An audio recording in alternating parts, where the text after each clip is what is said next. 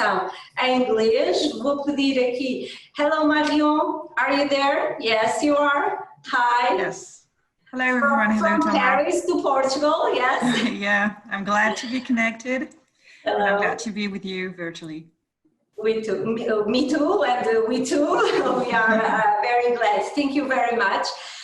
Marion, you are from Abilways Digital, and you will speak about explore new learning trends. That's correct?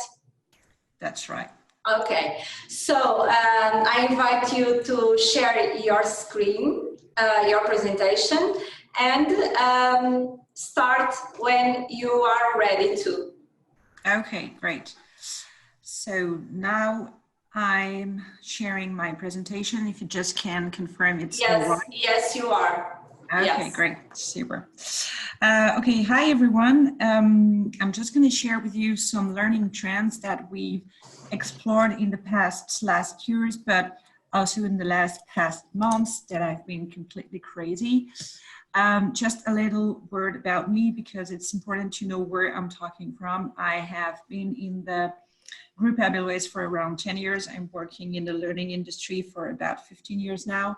And I've done a lot of jobs in this industry. I've just been a learning designer for presential traditional classroom training, but also events. And also I've designed some mobile learning paths, etc. I've also been a manager of some organization of training organizations. So I'm talking from a large scale of things in my experiment.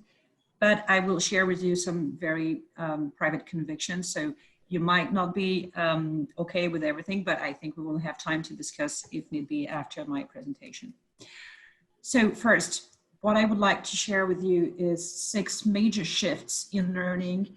You might know a lot of them, but I think it's important to just remind us that we are in an industry that is completely transformed by the digital, by the new way we as consumer consume some content and information, and to remember all the things. So the first one, and probably the most important, is that we are coming from a transactional training system. I need a training, I consume training, I left my training, and then I don't go back necessarily, to a very transformative learning system that must be think and design as a very much more engaging system. Then as enterprise and corporation, we were used to deal training as a stock. We had a catalog, we had some sessions, and we were trying to put some people in our classroom training. And now we have to really think learning as a flex, as something that is always an ongoing process.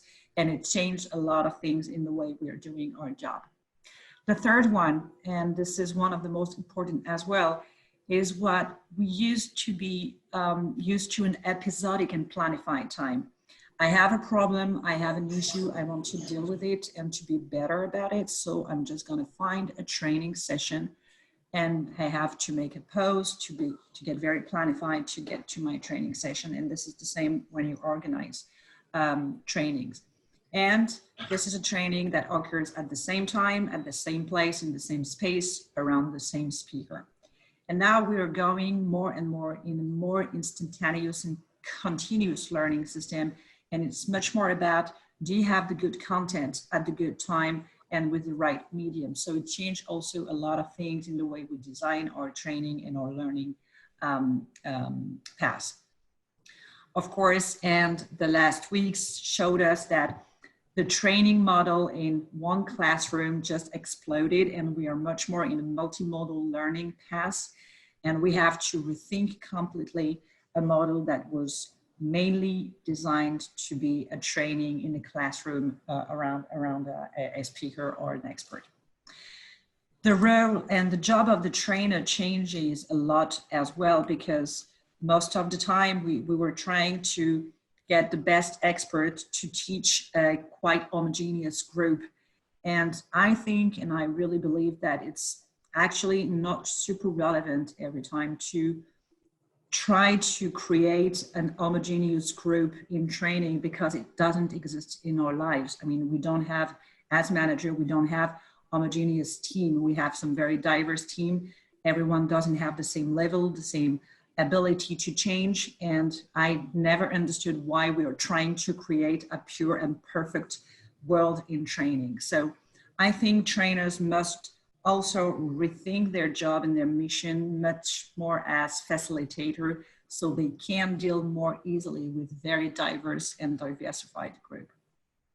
And then as a learning and department manager, you probably had a dedicated team. Sorry for the wrong spelling, I will correct it. But now it's much about how do you, as a learning team, get into the learning community? How do you connect with the experts that are in your organization and that can participate to the learning culture you're trying to create or to emphasize?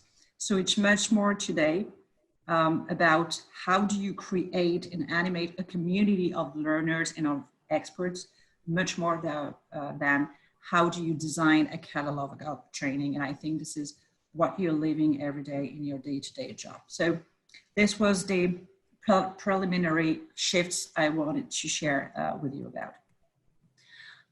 Then I will share with you some learning standards that just really, they're really driven what everything we are doing and the way we design learning system and learning paths. First, and this is something we should really remind, is that learning is, after all, and most of all, a social experience. Yes, we can learn with our computer, with the book. We can learn by ourselves, but there is always a moment that when we need people to be sure that we understood well, to be sure that we are doing correctly things, to be sure that we can apply without too much doubts about the way we apply our knowledge and our ideas. It's just like, and I always take this comparison, it's just like doing yoga in your living room in front of your TV. You can watch a girl, very thin, very perfect, doing the perfect body movement, and you can just learn to do it by yourself and just try to do the same thing. But there is always a moment that you need a collective course to be sure that you are doing the right posture at the right time, and also to be emulated by the collective and just have this challenge to be sure that you are really engaged in the experience. So whether it's physical or digital, think your training experience as a social experience. You really need to get people together at a moment. Another thing that we had forgotten a lot in the past years, I think, is that learning is also about movement. I could say also about rhythm. We need to have some very different sequences. We have to go from a thing to another. We have to move intellectually or with our body. We just have to switch from sweat sequences to others. So we cannot be, bored to do the same way, the same thing, and to go through the same experience all the time. It's really a question of movement and of rhythm. And most of all, and this is something that retailers had understand very well and that we are not applying so much, and I think it's really interesting to explore that way, is that learning is also a sensory experience.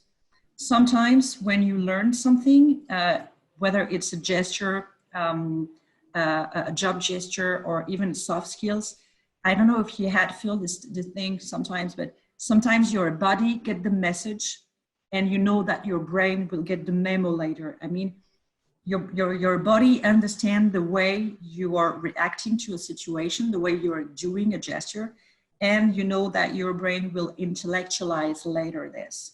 So sometimes we just have to think also about how do we use all the senses we have to train people and to make a learning experience that is really impactful and engaging. It's not just about listening someone or seeing something, it's also about doing things with all our senses. So I think it's also a good way to explore something new and something much more engaging. So it was The first three things I wanted to share: learning is a social experience. It's all about movement and rhythm. It's also a sensory experience, an experiment. Then, and it was more true than ever in the last few weeks, there is a new paradigm. And if we don't get this paradigm, I mean, we don't do the job the good way. We had the habits to distinguish presential from distential. And I think this is not the good way of doing our job. I think we have to think differently from now and to think about synchronous and asynchronous. So let me explain. At any time when you're learning something new, there is a moment where you need to be by your own, at your self pace, and just do at your rhythm. So it's learning with a book, with a content, with an article, with a mobile learning pass, but you need to be on your way and to do at your rhythm alone. But there is also a moment where you need collectively learning, action, transformation, or practice. And if we start to think more about at what time of the learning path people need to be alone in their own way, and at what moment do they need to be collectively active and to learn together or to confront together the learning, this is changing a lot the way we are doing training and learning. And just think about this, and this is what we're doing right now. We can be all together, but digitally. So it's not about doing presential or distential, it's just about at what moment do you need to gather people, whether it's in the same room or whether it's online. And you can do collective action, you can do group, but it's not necessary in the same room at the same time. It can also be in a different way. So I like to think more about synchronous and asynchronous because I think it reopens the way we can design learning paths, and it reopen, it's a way to think differently and to just allow things that we didn't think it was possible, because in our thought, being together, learning together was necessarily in the classroom. So this is a very important paradigm for me, and it brings me to the last one. It's 3 design criteria that we've discovered all along our job. And we discovered that when you make some audacity, when you dare to do something new and you dare to question the beliefs that we had, like, no, we can't do scalable, we can't be scalable in presential. I mean, we can't have 100% in the same room learning the same thing at the same time. This is the kind of beliefs that just prevent you to explore some new ways. So audacity, be daring, velocity, going very fast and trying to be the more frugal as you can, so you can go fast and do just what you can, and then you can go to scalability and have impact. I will just give you an example. A few years ago, one of the first clients I had when I created Abilways Digital, which is a startup in the group Abilways, a first client called us and tell us, we are embarrassed because we are calling every training organization in Paris and everyone saying no to our demand. We have 500 people. We want to train on Twitter. We want to train them on how using Twitter and doing the first tweet and get on board on the platform and be able to communicate through this media. But we just got 1 hour to do it. So 1 hour, one tool, 500 people. Of course, every training organization say it's nuts, it's not going to work, it's impossible to get through it. So no, we can't do it. And we took the challenge, daring, okay. And we've decided that we're completely reversed the way we thought. So we just create an active or very interactive keynote. So we had one expert who was an expert on Twitter, and he designed a keynote about how to use Twitter and how to launch with some very precise exercise like, okay, now you're going to do the first tweet. And on the parallel, because we had like 500 people in the room, we just picked some students that we train to be trainers in a few hours. We just learn them the basics, just be nice, be smiley, be gentle, don't laugh at people if they don't know how to use Twitter, etc. And they were just walking in the room and help people that just need some help and were blocked at a moment. But what's the idea we had is that among this 500 people, there will be some people in the room that knows already a little about Twitter or just are more comfortable to try to find out. And people will learn from each other and just will grow and just will learn how to use together. And if really they have a major problem or a major issue, they can just drop the hand and someone will come to them. And this is how we create a concept inspired from the Genius Bar in Apple retail store, and that we've created a learning experience that we've called Genius Bar.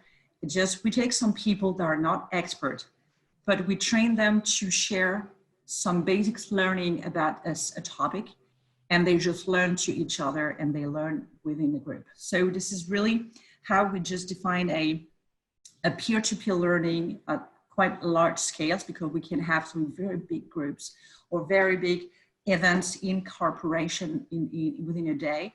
And we just rethink completely what was possible and what wasn't.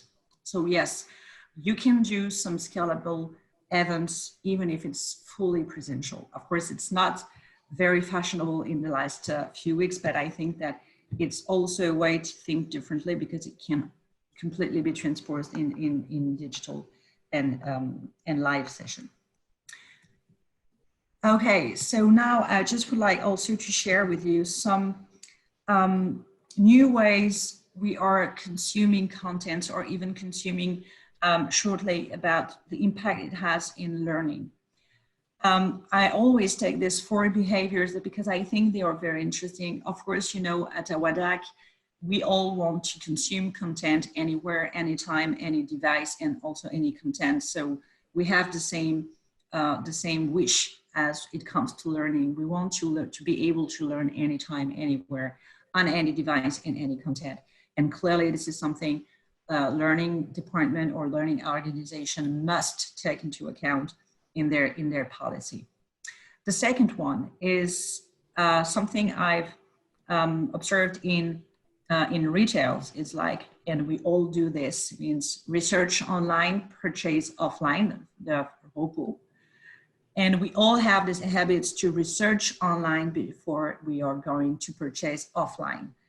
And I thought, wow, it's also the same thing in learning, because we can learn online by ourselves a lot of things. I mean, if I want to learn how to build a communication plan, I can find a lot of information on the web, and I don't need necessarily to talk to an expert to understand how to do so.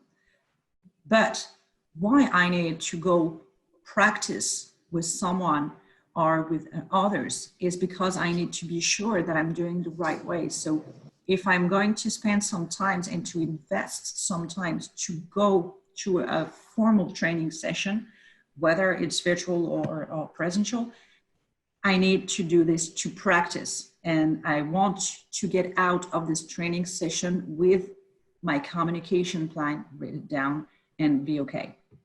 So also rethink, and this is about reverse classroom or flipped classroom, is that I can learn online if I just want to invest some time with other people. It's also to practice. Another trend that's interesting in our business is the do-it-yourself, the DIY. It's one of the most biggest research on YouTube for tutorial. And if you think this is also a good way to think differently about how to build a learning culture in your organization, because actually you have a lot of experts in your organization. And today it's not that hard to put and to share your expertise through a video, because you can just film yourself through a Zoom session with your smartphone. You can write an article, design an infographics, without being an expert of design content or a video producer, because there is a lot of tools available on the web and on the market to do so.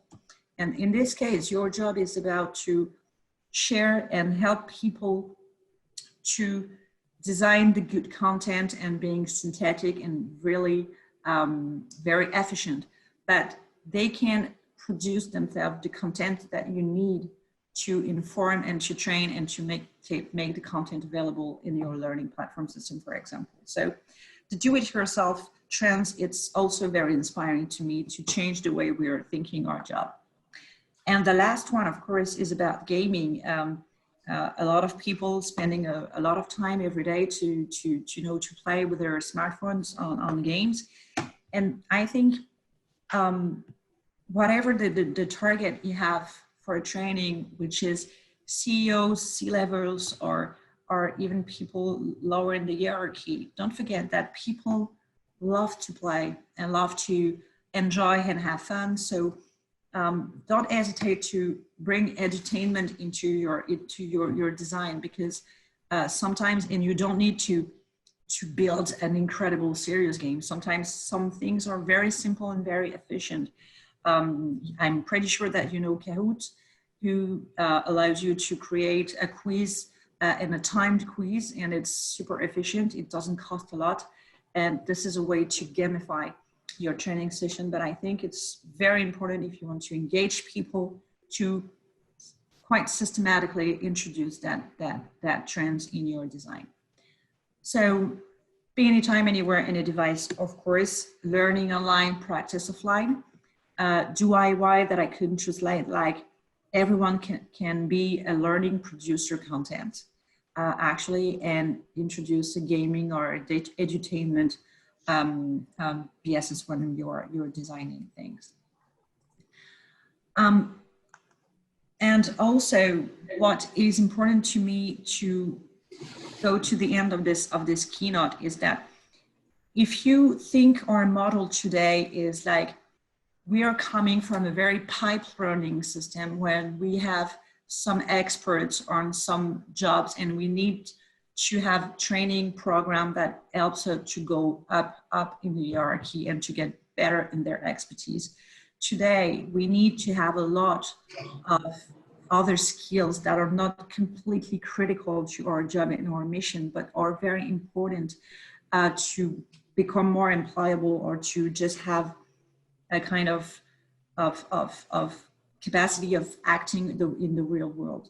But of course, if you're an account manager, you don't need to spend a lot of time, and you're not ready to invest a lot of times on a subject like community management, because you really need first to be aware if you need really to grow this competence or grow these new skills. Maybe you don't need it, but you just need first to be interested in the subject. And that's why I just had to think about the marketing, the digital marketing funnel. I don't know if there's people of marketing listening to me right now, but this is basically the digital marketing funnel. This is what every brands are using to make you becoming from a visitor to a buyer. So they just sending you content considering the way you are in the pyramid, and to make you consume in the end and become an actual customer. And if we think how we can apply this model to our job and to our mission, I think it's really also a good way to change considerably the way we consider contents and learning contents. So I just keep the 4 big steps of the funnel, which are awareness, consideration, conversion, and advocacy.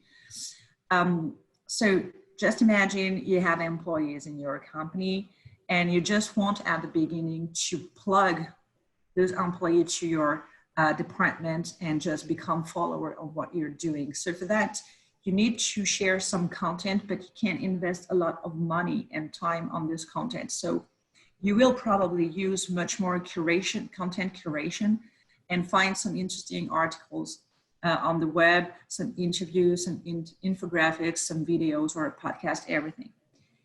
And when you catch this employee, then they can come to the follower part and become a content snacker. It means that they will finally come to see what you're going to publish regularly.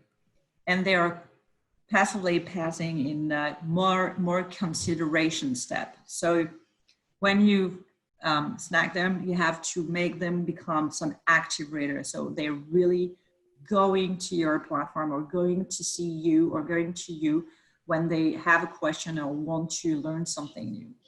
And then it's time to invest a little bit more on your content. It can be assessment, and the keynote previous me was quite interesting on this way.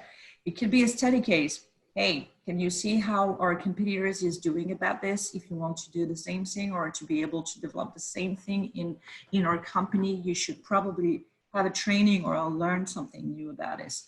It can be a micro learning, some webinar, some virtual classroom, something that it's a little bit more big, but not as big. I mean, you don't have to spend a lot of money on this either, and people are not ready to invest a lot of times at these steps. So they are becoming active reader, and then they have to go on the conversion part. It means this is the moment they are going to actively consume your training and consume what is really your core mission, your core business.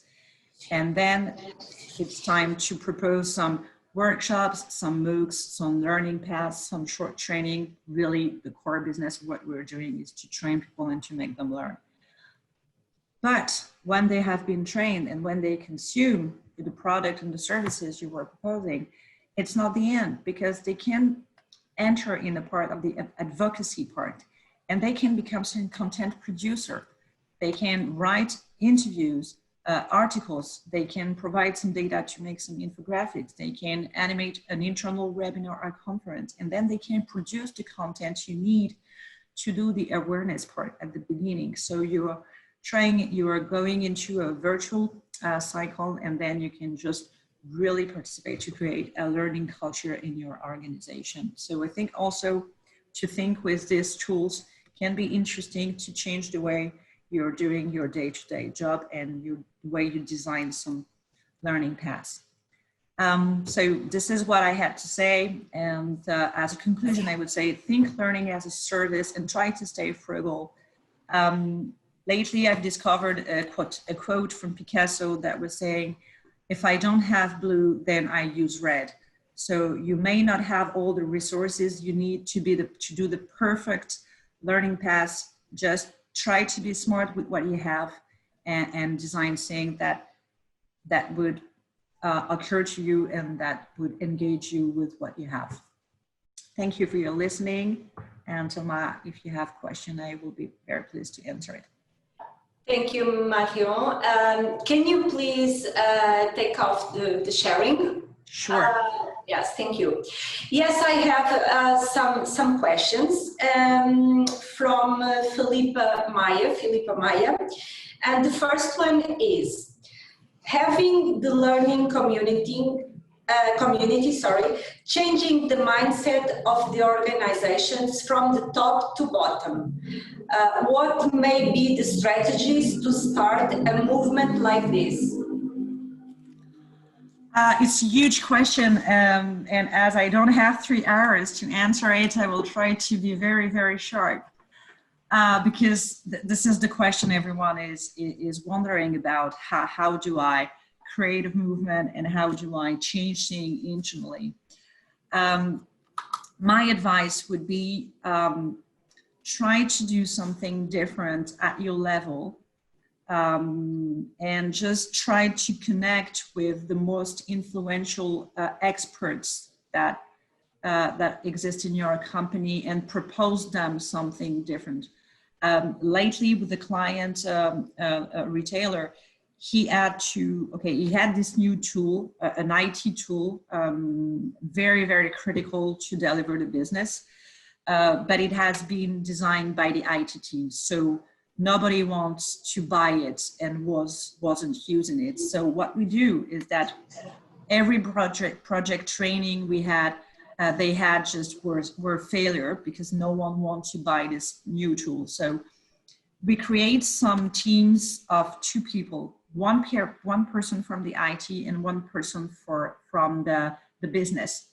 And we just ask 5 groups of 2 people to work together to design a 15 minutes workshop of demonstration and learning about what are, how this tool is really going to help them in their project management day to day.